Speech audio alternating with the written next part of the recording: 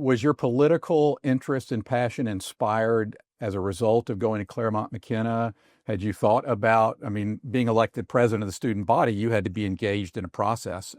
So was that the first time, and did that start you on another path? No, not really. And I enjoyed that. At Claremont, it was a small environment, so it was fun to do. And I had gotten involved in the student body and those sorts of things. But I really expected, once I got out, I probably would have told you early on that I was interested in the public sector. And I was to an extent. Clearly applying for the White House Fellows was a side of that. But the reason I applied for that is at that point that I did, I had kind of felt I had thrown my lot on the business side. And again, I'd been very fortunate, even early on with some of the assignments at McKinsey and just the opportunity at McKinsey. So I kind of figured the lot was. I clearly at that point wanted to run large organizations, large companies. And I really, when I stepped back and looked at it, I felt more and more the bifurcation between the public and the private sector, even at that point, was gone, much less where it is now.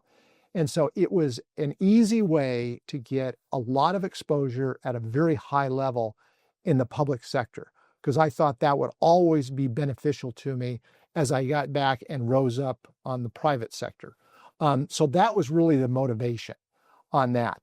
It really wasn't until very late on that I even considered getting onto the public side in running for mayor here in Dallas. If you had asked me 2 months before I got in the campaign about it, I probably would have laughed at you. But I was fortunate. I had been involved in the community, so people understood that and understood that I did spend a lot of time in the community in a whole host of different roles.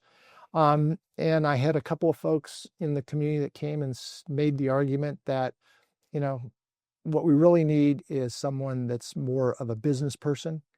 Given the opportunities in Dallas, it was a pretty dysfunctional government at that point, probably known more for city council meetings of throwing chairs and yelling four-letter words than getting things done. And so some people came and made the argument to me, and it was an open seat, so there was a better opportunity at least.